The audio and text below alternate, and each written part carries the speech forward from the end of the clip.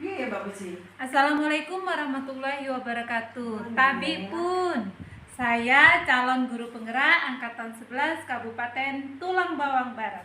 Dalam video ini saya akan menampilkan video pembelajaran disiplin positif di SDN 30 Tulang Bawang Tengah. Bismillahirrahmanirrahim. Assalamualaikum warahmatullahi wabarakatuh.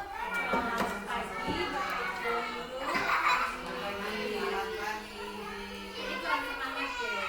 Belajar pagi kita kayak sama dengan murid kalau itu selamat pagi Bapak Ibu guru. Pagi. Jeng ya Bu.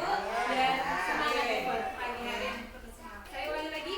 Assalamualaikum warahmatullahi wabarakatuh. Waalaikumsalam warahmatullahi wabarakatuh. Selamat pagi Bapak Ibu guru.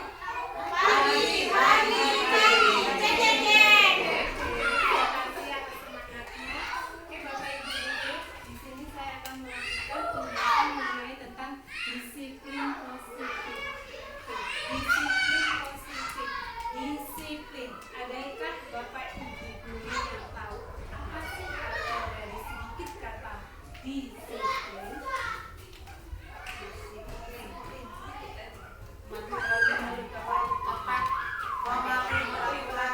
Tepat waktu. Datang dengan tepat waktu. Ada lagi Marianti, disiplin. Ada Pak Bagas, bertanggung jawab, konsisten. Kalau positifnya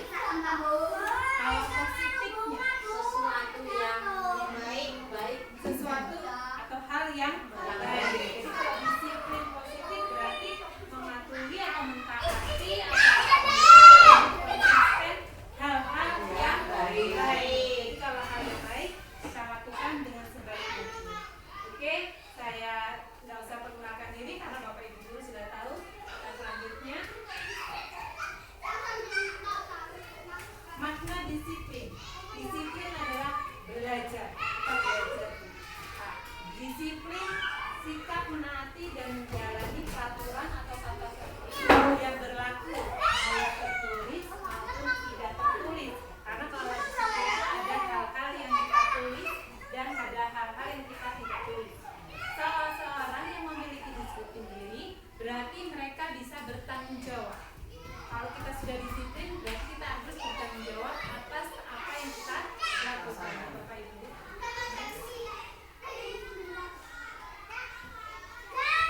Disiplin positif merupakan salah satu cara penerapan disiplin dengan menambah rasa tanggung jawab. Berarti kalau kita sudah disiplin, berarti kita harus bertanggung jawab dan sadar diri dengan nilai-nilai kebajikan. Nilai kebajikan itu apa saja? Nilai-nilai kebajikan itu bisa tadi tanggung jawab, konsisten, jujur,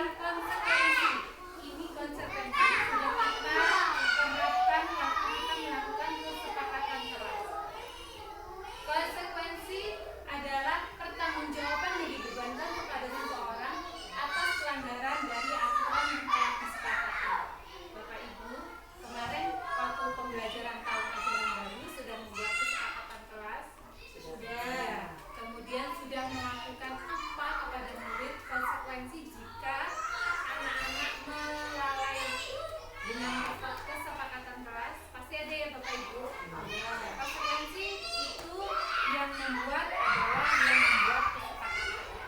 Artinya kalau kita sepakat hari ini sepakat nih menjelaskan, yang tidak menjelaskan nanti juga konsekuensi itu dikembalikan. Konsekuensi maknanya apa? Konsekuensinya apa? Kita serahkan kembali ke anak-anak. Jangan kita yang memberi, tapi mereka yang membuat sendiri. Kemudian adalah yang terakhir, restitusi. Restitusi merupakan kolaborasi yang mengajarkan murid untuk mencari solusi suatu masalah dan membantu murid berpikir tentang orang seperti apa yang mereka inginkan dan bagaimana mereka harus memperlakukan orang lain. Restitusi. Di sini restitusi yaitu mereka berkolaborasi, mengajarkan murid untuk mencari solusi. Artinya ketika mereka salah, Bapak Ibu, kita menjadi fasilitator. Kita ajak, kita dudukkan dengan murid. Kalau muridnya salah, kira-kira apa yang harus kita lakukan? Kita ajak diskusi bersama-sama. Jangan langsung memberi hukuman ya Bu. Nanti kita langsung, oh dia datang terlambat. Kenapa?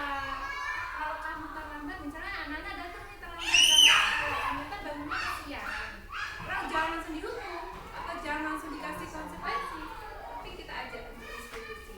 Kita ajak untuk mencari solusi. Kenapa nak kamu terlambat? Misalnya bangun kesiangan, kenapa kok bisa bangun kesiangan? Kita cari terus Bu. Terus kalau misalnya biar nggak kesiangan, apa yang harus kita lakukan? Misalnya mereka nanti secara otomatis merasa berarti saya harus pesan jam lain Bu. Itu restitusi. Dari ketiga ini sebenarnya hampir sama, tapi yang lebih baik kita lakukan adalah yang restitusi.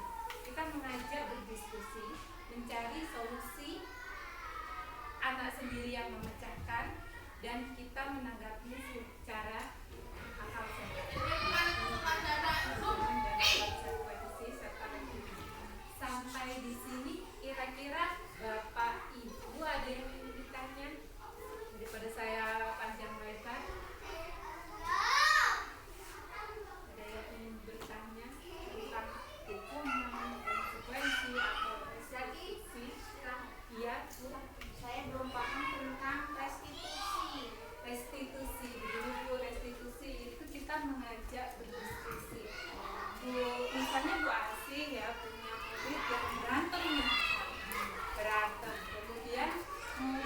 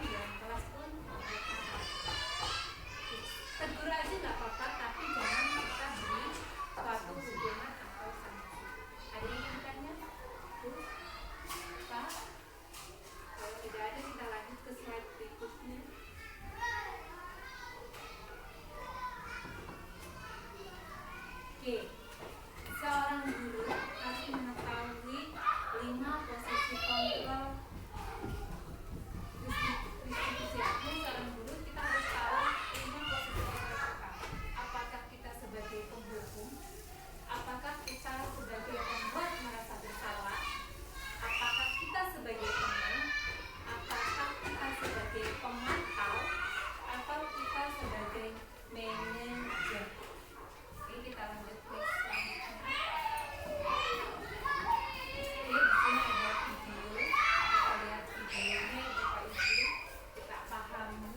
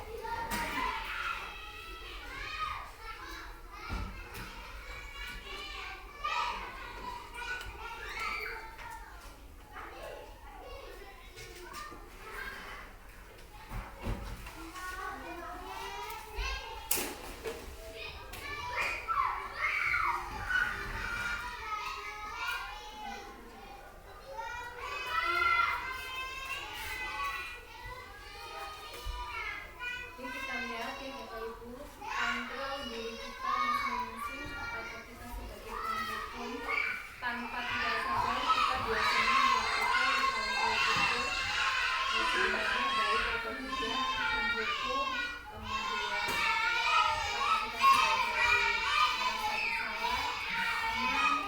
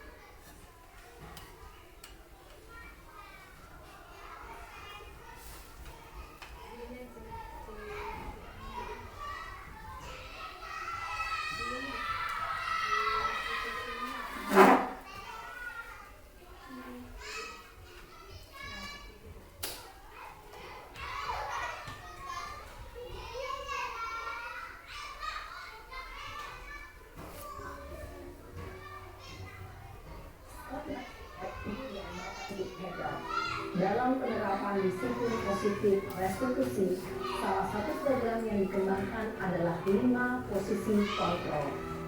5 posisi kontrol dalam restitusi adalah proses perjalanan seorang pendidik agar dapat mengenali dirinya.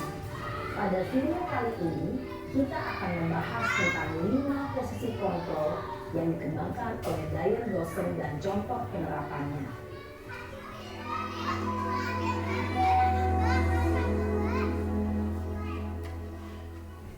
5 posisi kontrol itu adalah 1. Posisi penghukum. 2. Posisi pembuat merasa bersalah. 3. Posisi teman. 4. Posisi pemantau atau monitor. Dan 5. Posisi manajer.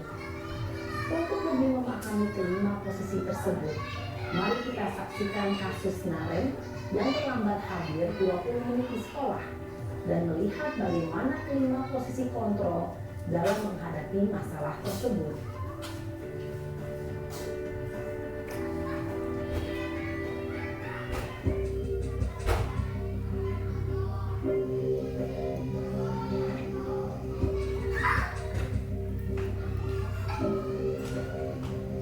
Naren,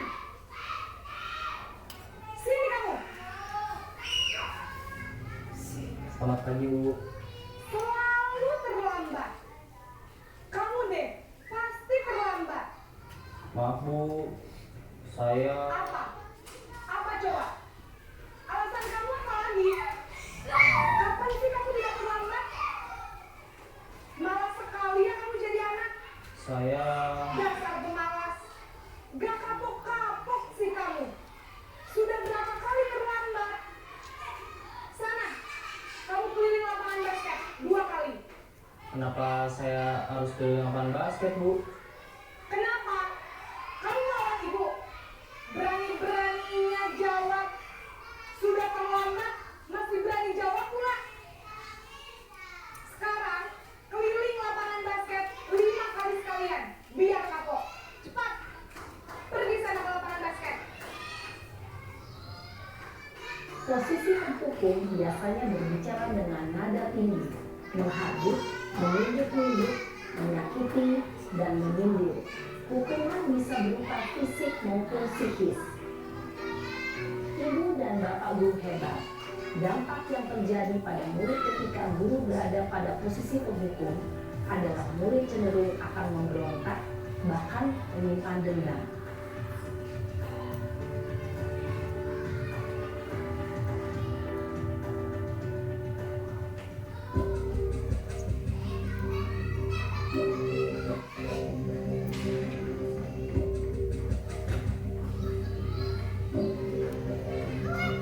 Naren,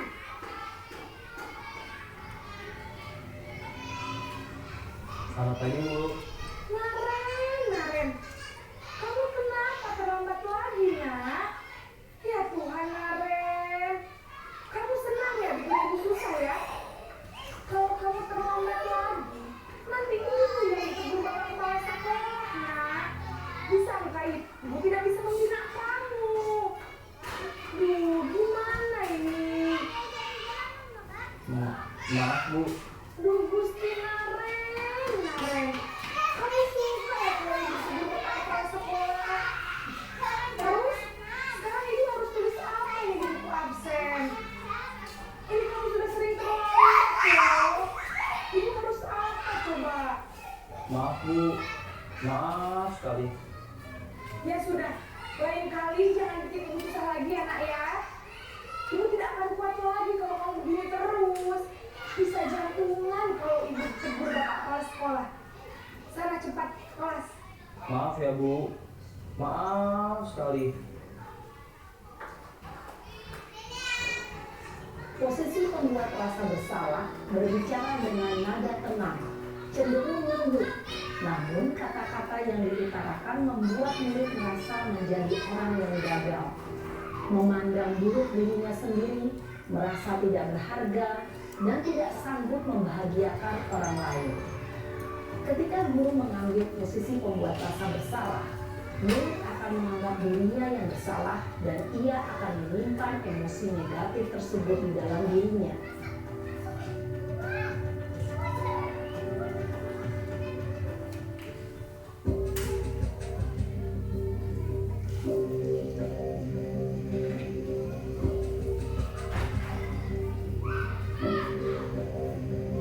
Naren,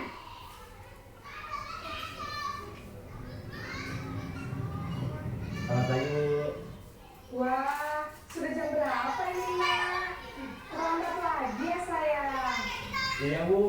Habis ibu saya lupa bangunkan saya, Bu. Kamu malah menyalahkan ibu kamu. Kamu bukan anak yang larinya paling kencang. Kok terlambat sih? Iya, Bu. Saya memang terlambat bangun tadi. Jadi, biarpun saya lari kencang, tetap gak kesenjar, Bu. Ya sudah sana, nanti lain kali larinya lebih kenceng lagi ya, biar gak terlambat lagi. Bikin seneng ibu, demi ibu, bisa kan? Bisa lah Bu. Ya sudah sana masuk kelas, ibu beresin urusan absen kamu. Kamu ini ada-ada saja. Dalam posisi teman, guru berbicara dengan nada suara ramah, akrab, cenderung bersenda gurau untuk menjaga suasana tetap santai. Murid akan merasa senang, aman, dan akrab dengan guru. Identitas yang tercipta adalah identitas sukses atau berhasil. Namun, perlu diingat, karena ini masih dorongan eksternal, maka ada faktor ketergantungan dari murid kepada orang tertentu. Di sini, guru absennya, sehingga di lain waktu, murid bisa berperilaku baik, namun hanya kepada orang-orang tertentu saja.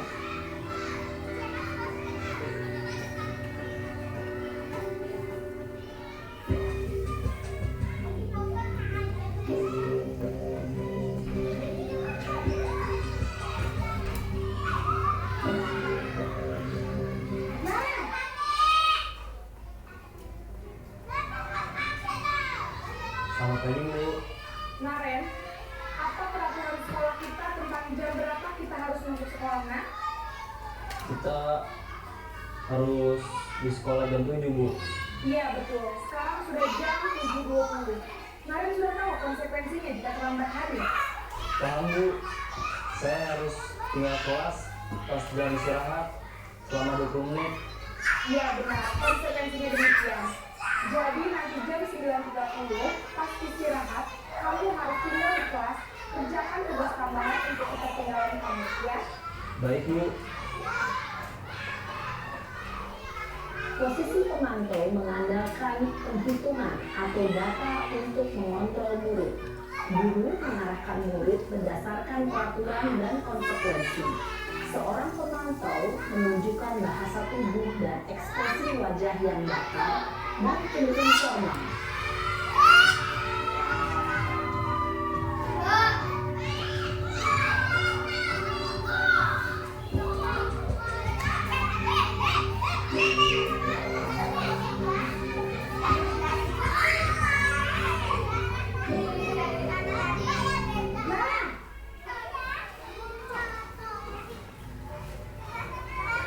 Selamat pagi Bu. Selamat pagi, Naren. Maaf Bu, saya terlambat. Iya, sekolah masuknya jam 7, sekarang sudah jam 7.20. Jadi sekarang bagaimana ini, Naren?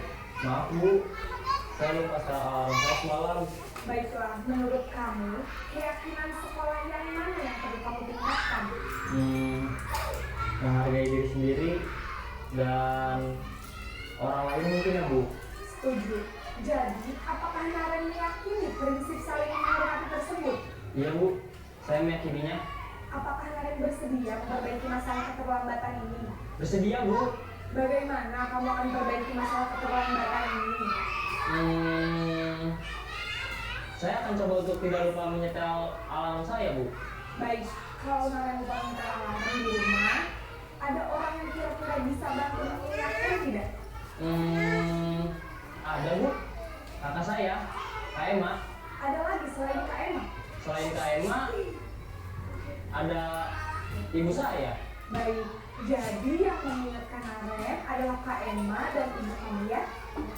Kira-kira akan mulai start alarm kapan, Naren? Setelah pulang sekolah, akan segera saya lakukan. Baik, jadi Naren akan setel alarm untuk bangun besok pagi dan akan diingatkan oleh kakak dan ibunda Naren ya. Ada lagi yang mungkin perlu dilakukan, Naren, agar tidak terlambat bangun lagi. Tidak ada Bu. Baik, Naren, terima kasih untuk bekerjasama kamu. Sekarang kamu perlu kembali ke kelas untuk belajar. Baik Bu, terima kasih. Posisi manajer adalah posisi kontrol yang disarankan untuk membimbing murid memiliki sikap disiplin yang positif, yaitu murid yang mandiri, bertanggung jawab, dan dapat memecahkan masalah. Tujuan dari posisi ini adalah agar murid dapat berefleksi atas tindakannya.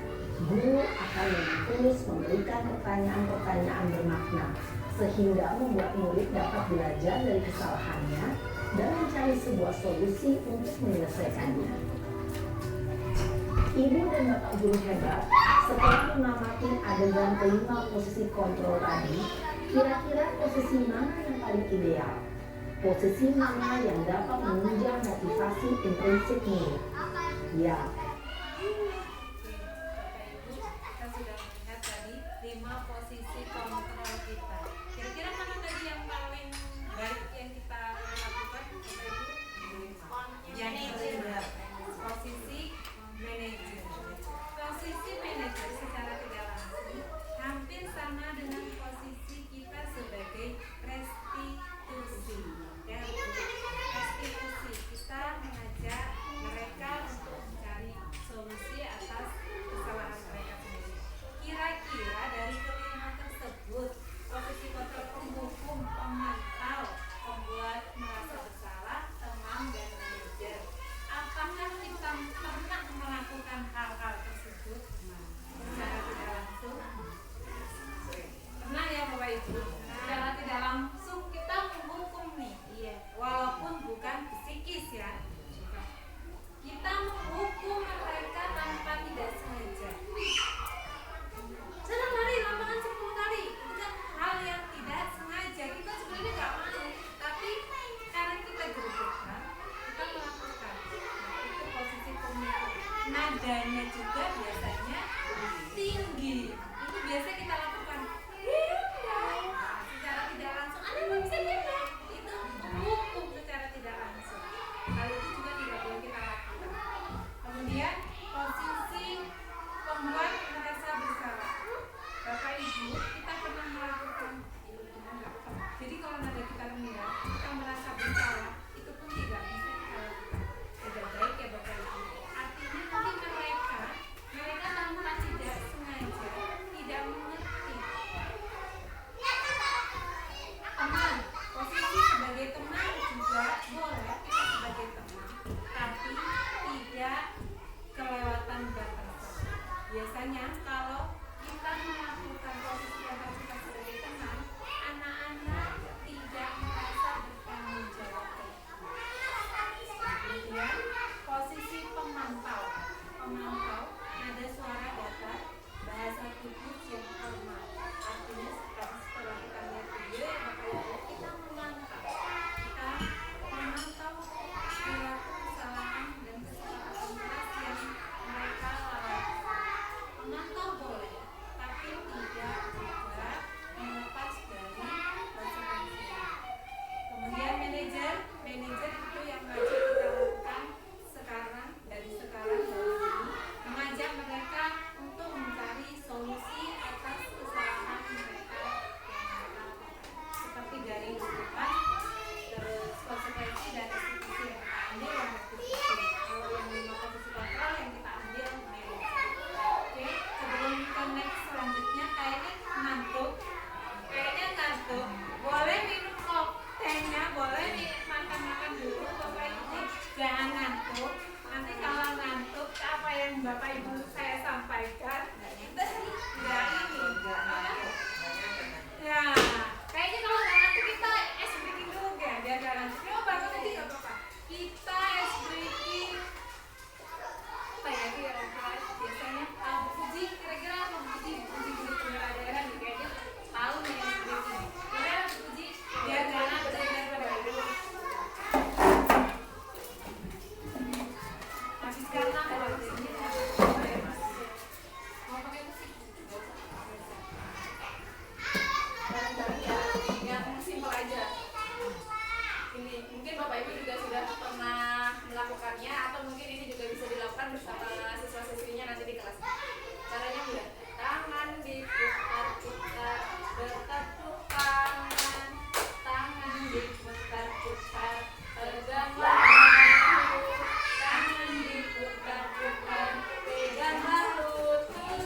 Goyang-goyang, digoyang-goyang, digoyang-goyang. Bisa? Sambil nyanyi ya Bapak Ibu. 1, 2, 3. Tangan diputar-putar, bertepuk tangan.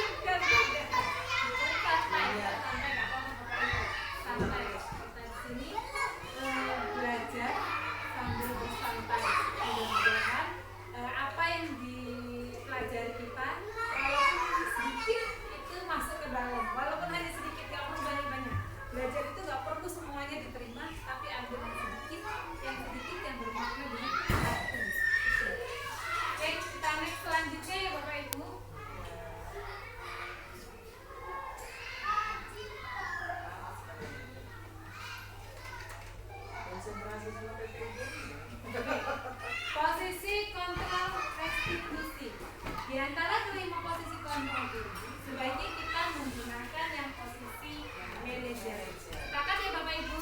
Insya Allah kita lakukan di setelah ini atau sampai kapanpun kita lakukan kita sebagai manajer. Di mana manajer itu mengetahui posisi murid dan kebutuhan murid. Kita harus tahu secara tidak langsung apa yang dibutuhkan murid. Bagaimana posisi murid saat ini? Karena menurut Ki Hajar Dewantara, kita harus mengajarkan murid kita sesuai dengan zamannya. Zaman itu ada zaman berdasarkan kodrat alam dan kodrat waktu. Kalau alam itu lingkungan, kalau waktu berdasarkan tahunnya. Bagaimanapun kita harus mengikuti zamannya. Kalau kita kemarin ngajar anak yang zaman tahun 2000 itu sangat berbeda dengan anak yang tahun 2024. Mungkin anak-anak yang sekarang walaupun kita beliin gini nggak mungkin ya Bu. Kalau zaman dulu kita gitu aja mereka sudah paham karena zamannya sudah berubah. Guru itu harus membimbing dan menemukan rencana tindak lanjut ketika anak-anak melakukan hal-hal yang belum kita paham. Oke, kita lanjut.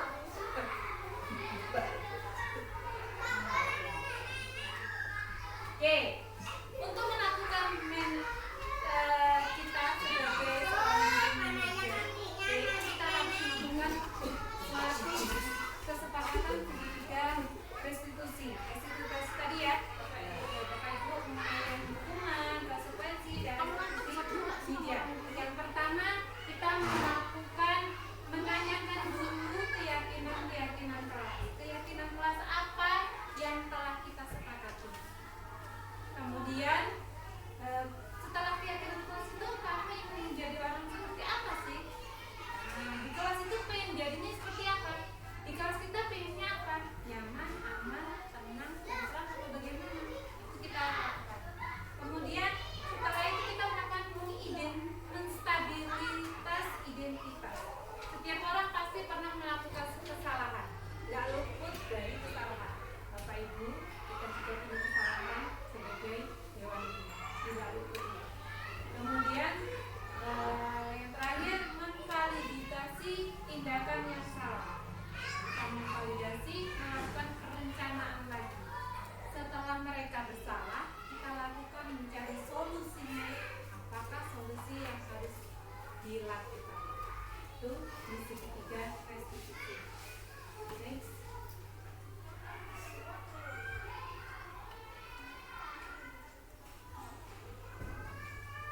Tahapan-tahapan dari segitiga restitusi. Menstabilkan identitas dilakukan berdasarkan prinsip bahwa membuat kesalahan adalah bagian dari proses pembelajaran. Tidak ada manusia yang salah, tidak ada manusia yang tidak selalu benar. Salah itu pasti menjadi pembelajaran kita. Pengalaman kesalahan adalah pengalaman utama kita. Ya nggak Bapak Ibu? Kita melakukan suatu kesalahan itu adalah pengalaman kita untuk menjadi lebih baik lagi. Apakah Bapak Ibu pernah melakukan kesalahan? Apakah setelah itu sadar kesalahan kita apa tadi itu? Sadar. Berarti kalau sadar, berarti kita sudah belajar untuk memperbaikinya di lain waktu. Tidak lagi untuk melakukan kesalahan yang sama. Ya Bapak Ibu, secara tidak langsung ini kesalahan yang itu kita lakukan lagi yang hal yang sama. Berarti dia tidak sadar kalau dia bersalah. Kemudian yang kedua, validasi tindakan yang saya lakukan. Apa yang harus kita lakukan ketika kita telah melakukan kesalahan? Itu pada diri kita sendiri. Hal-hal apa yang perlu kita lakukan? Mengidentifikasi kesalahan apa yang telah kita lakukan dan hal apa yang kita akan lakukan di kemudian. Kemudian yang ketiga, menanyakan keyakinan yang dilakukan dengan memberi pertanyaan-pertanyaan yang bermakna. Kalau pada murid, kita menanyakan secara langsung. Artinya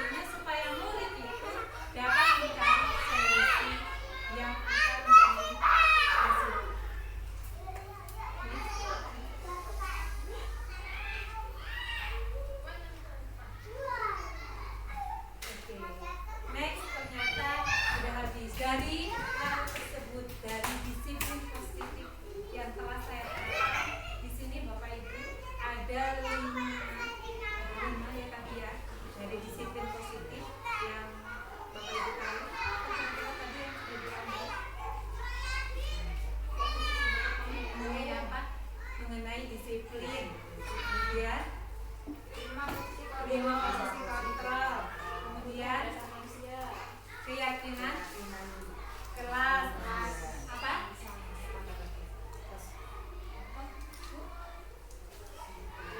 Keyakinan kelas, kesepakatan kelas, lagi apa Bu Puji?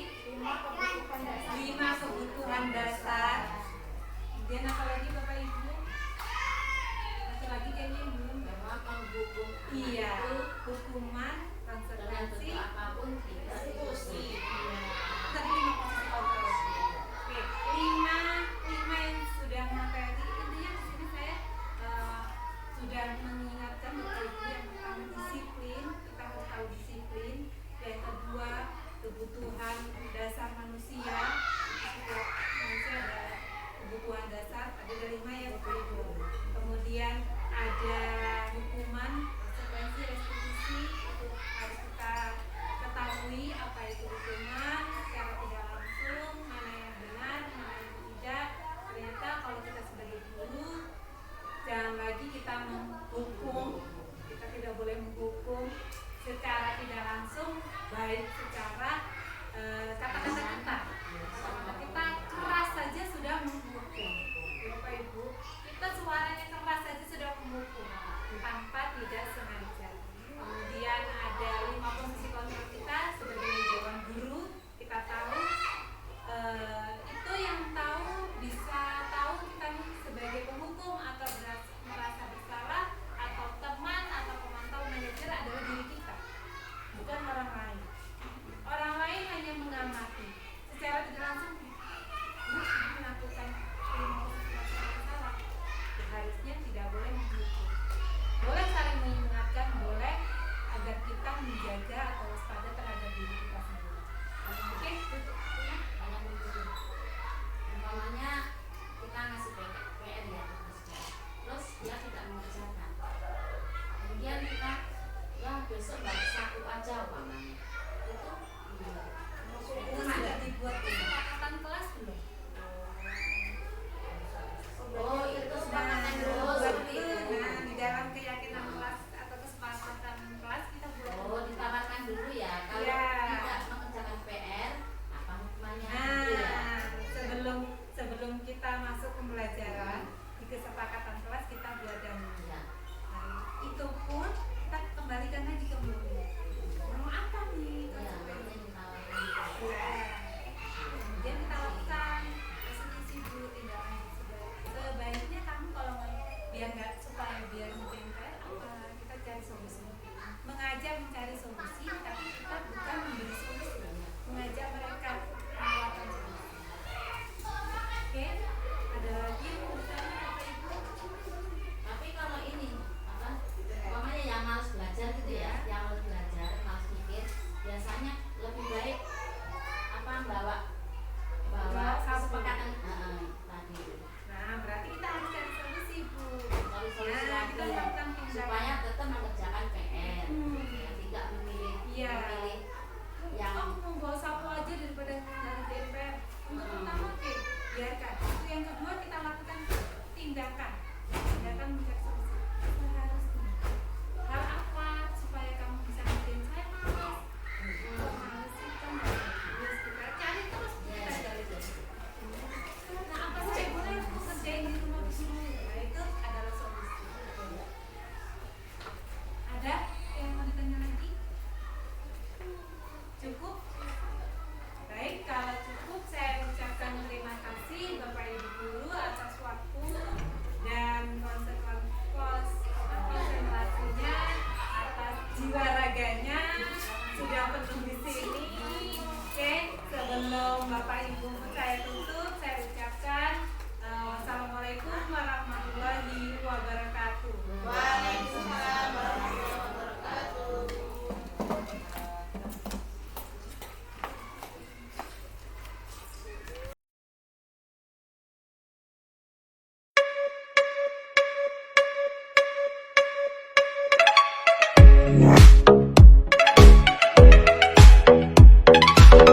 my thoughts floating up to the ceiling.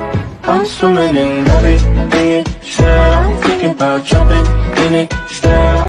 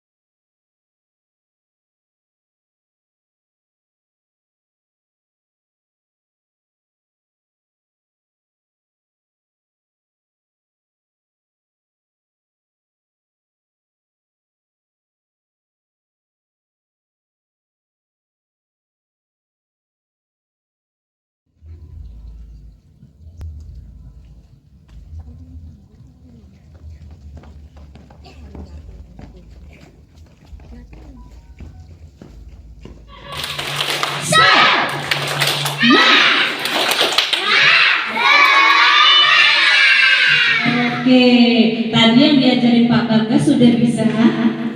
Bisa, kayaknya tadi belum. Terima kasih sudah menyaksikan video saya. Salam guru penggerak. Bergerak, bergerak, menggerakkan. Jangan lupa like and subscribe, komen ya. Thank you.